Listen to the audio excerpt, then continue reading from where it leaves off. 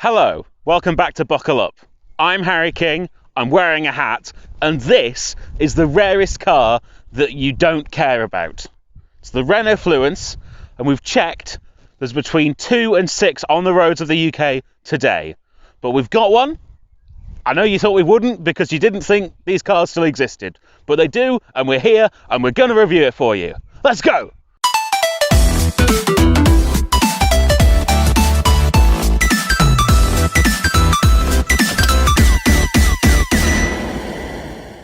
So we'll start here at the front of the Fluence, or more specifically the Fluence ZE. This is the electric model, which was the only one available in England. You can find these in other markets with petrol or diesel engines, and in fact Rob has ridden in one as a taxi, which is the closest any of us has ever been to one before. But this is the ZE version, and the reason they are so rare is Renault didn't really sell that many to start off with, and then they didn't really, it's kind of, you know, when they talk about Teslas, you're basically a beta tester for the company.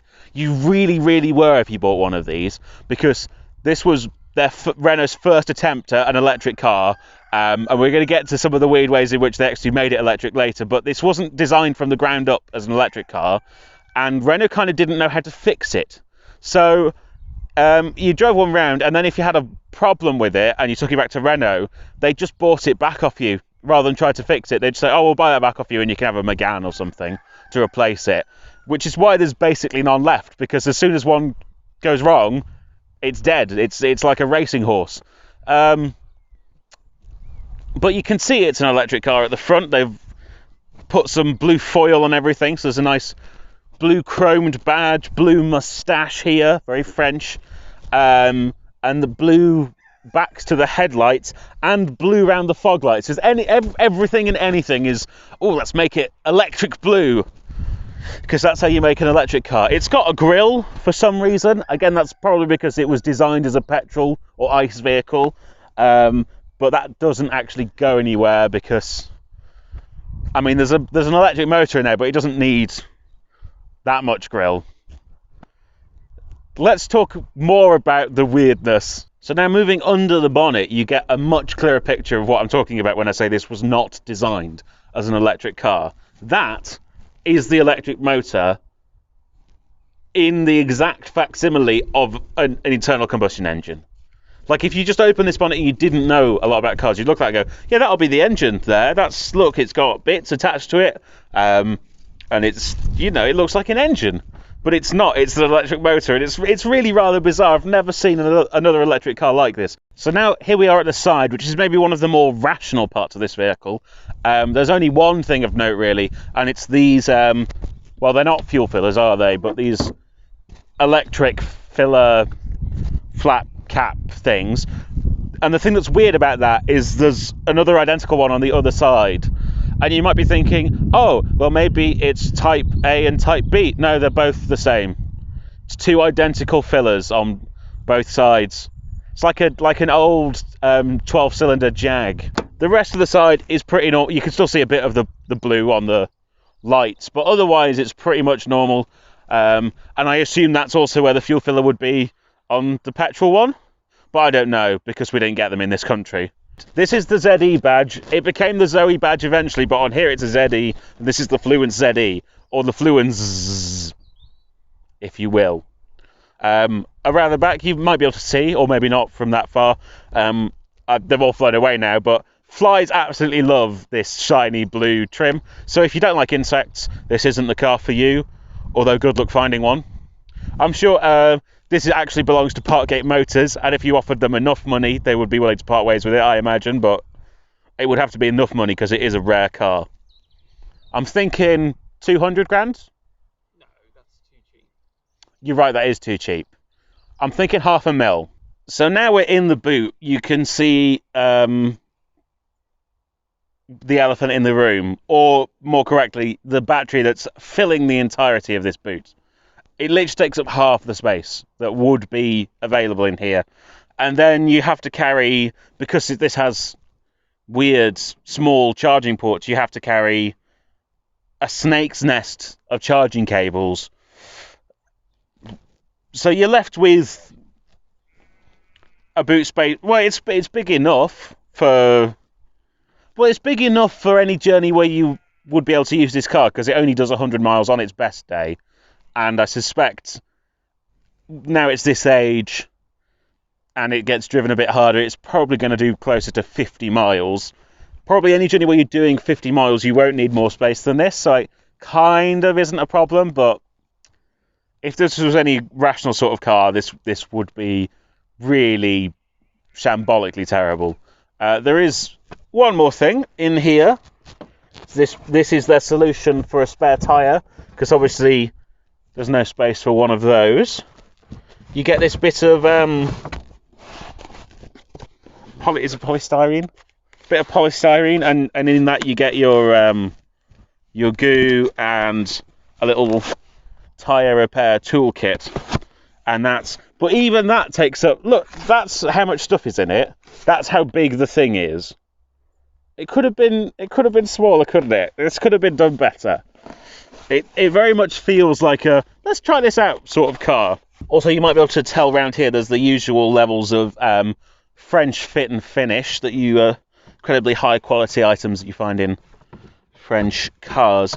Should we take a look on the inside? So you join me now in the back seats, and you might be able to tell I'm a little cramped. I'm going to sit up for you now, or attempt to. That's what it's like for me, and I'm 180 centimeters on the dot, so not big. It's not a big car for backseat passengers. Definitely designed mainly for children. There is ISOFIX. Well, there's the tassels at least. I assume you just have to sort of prod into the seats, but they'll be there somewhere. And it does have perforated, but I suspect not leather. A couple of air vents, but no control really, just an on and off. And there is a 12-volt socket down here. And some rather small door bins. You wouldn't fit a water bottle in them. And some, again, amazing fit and finish here. Just a bit flappy back of the seats. There's also, we've discovered there's something in the back of this chair here, but we don't know what or why. But it's there. That would probably be irritating if you were sat in this seat. It certainly would be irritating for me. This seat is in my driving position, and I cannot get in behind it as well. It's not great. I would be irritating the passenger with my knees if I sat with them in the chair. Luckily, the door cards are quite thin, so you can fit one knee either side of the chair in front, but I am having to do that a little bit. I would have to do that a lot if I wanted to sit back in this chair and actually fit my head under the sloping roof line. Let's see if the front's any better. So I'm in the front, and it is better than the back, I will say that, but I've noticed that this car has a slight issue with height. Not in terms of headroom, but if you look at this seat and where it comes compared to my shoulders, it's not really, it doesn't seem like it's been designed for adults. Let's talk about the rest of the interior. It's fairly normal interior in general. It doesn't have massively electric car vibes. They have done weird faux digital dials. So when you look at the dials, it looks digital, but it's physical printed dials that look like computer screens, which is kind of weird. They're also angled weirdly. They're like pointed here for some reason. So it's just weird. And then Renaults of this era, not known for the nicest material quality on the inside. This, for example, is made from a Biscuit Selections tin, and the lower part of these door panels, I believe, is actually reclaimed from bus seats from the 80s. The actual feel and finish is also terrible. If we listen to the closing of the glove box, isn't that just the worst?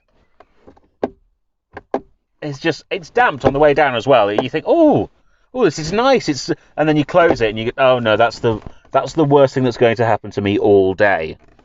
The sturdiest thing in here is this handbrake. It's actually been wrapped in vinyl leather, and the steering wheel's all right, but everything else is not just subpar, but it's like 90s sort of levels of interior plastics. That's how I feel about it. I feel like, but like I said, 500 grand, no offers, 500 grand. incredibly rare car, one of the rarest cars on the roads of England today. It is starting to rain, so let's go for a drive and get all the camera gear inside the car.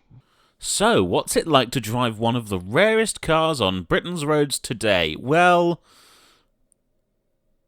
the rarity is definitely the only similarity with an exotic supercar. I have mentioned, but this car was designed not as an electric car, and that becomes even more apparent when you start driving it. The chassis definitely doesn't feel like it was set up to have this kind of weight in it, and you don't get what you usually get from an electric car, which is this kind of strange sense of weighty stability, because you've got this kind of skateboard of batteries you're sitting on.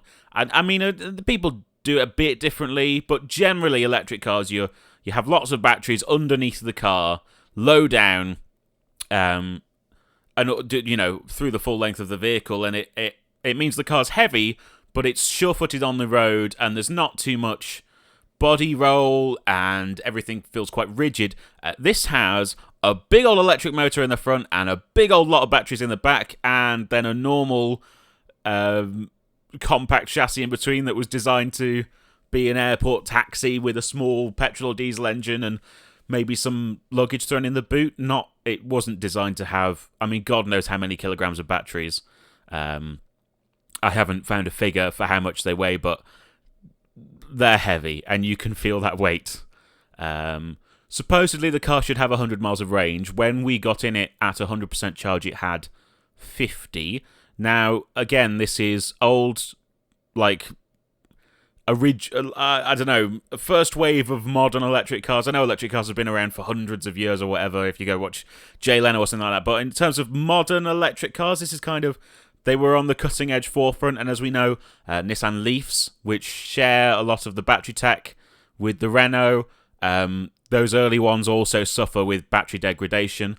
It's also worth noting that this car is driven as a runabout by the owner, just to keep it moving around, but it means it's doing short journeys with lots of braking and stopping and accelerating. So that will have affected the assumed range, and then we went and drove it to see what it was like, and obviously we did things like see what it's like flat out accelerating. So again, that won't help with the range, and if you drove it sensibly at normal speeds, probably that range would have gone back up to 60 or 70 miles, but we're still talking about a car with a relatively compromised range, just generally, and also in terms of modern electric cars. They're going to give you so much more than that.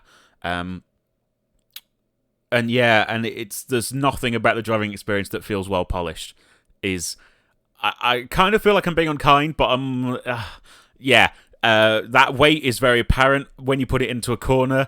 It almost feels a bit land bargey, like you turn the wheel and then the car comes round with you. And I hear people talking about that when they talk about things like 60s Cadillacs. I've never experienced that in a compact car. Well, I've never been in a land barge. I've never driven a land barge. But I've never experienced that in a compact car at all. That just doesn't happen. You turn a car and the car turns because it's small and it makes sense. But no, this definitely has a sort of turn in, lean and then go thing occurring. And also, the brakes feel like they're very much being pushed quite hard to do relatively normal stops.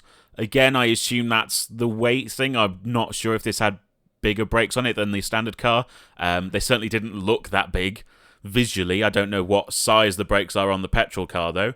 But, I felt like I was pushing the brake pedal sort of 60 or 70% of the way down to decelerate on A-road corners, which it's not reassuring.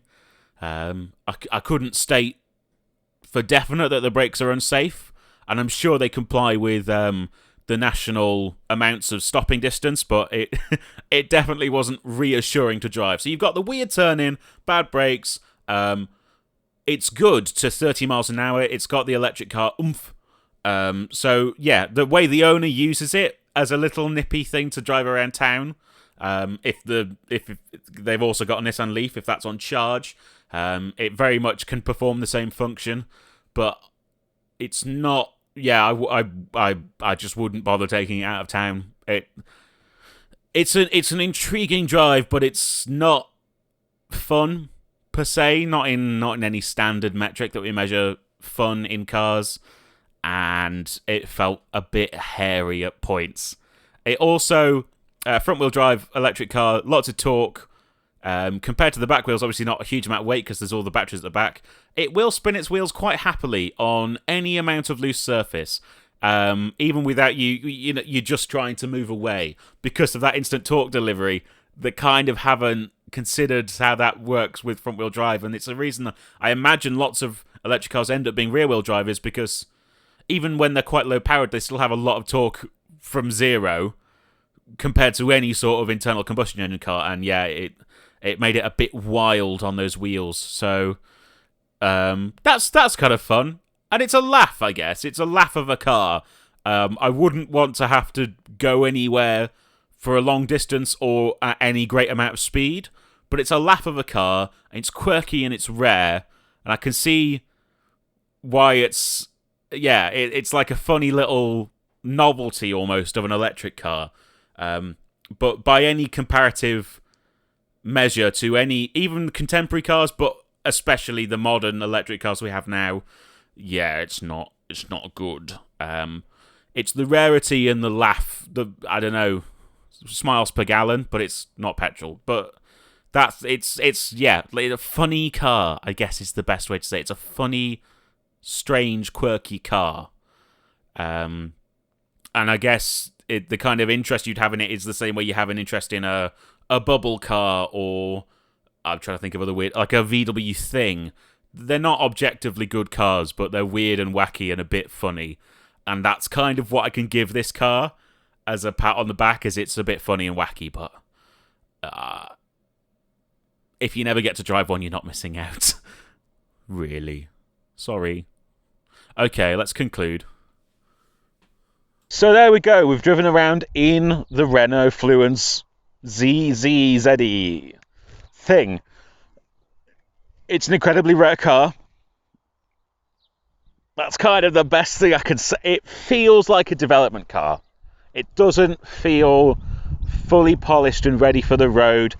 Having such a big weight over a car that was designed to be front-engine, front-wheel drive, the balance isn't there, and I think the chassis rigidity isn't there to carry that weight necessarily. This car felt incredibly flighty at 20 miles sub of the speed limit, and the range isn't great, and the turning of the steering was really odd, and incredibly rare, quite cool car for its rareness and for its weirdness and quirkiness, and it's so incredibly French and bizarre, but it's much cooler like this right now, with me outside it in a field, going, there's only 2 of those in the country, you know. It's 25 times rarer than a Lamborghini Countach. It's cooler than actually using it as a tool. Because at points it felt potentially dangerous. But the bright side, incredibly rare. If you want it again, 500 grand. I'll put his link down in the comments if you want to just slide the offer over the table, and then you can have one of the rarest cars in the country. But I would say keep it as a discussion piece and don't use it as a car. So guys, thank you so much for watching. Like, subscribe, comment down below about the car or my stupid hat. You will find all of our social media links in the description. You can follow us or subscribe to us or whatever us in many places, and we have a Patreon. So really we have the full suite of things for you to do, and just go and do at least one of them, please. Share this with a friend. Okay, thank you, bye.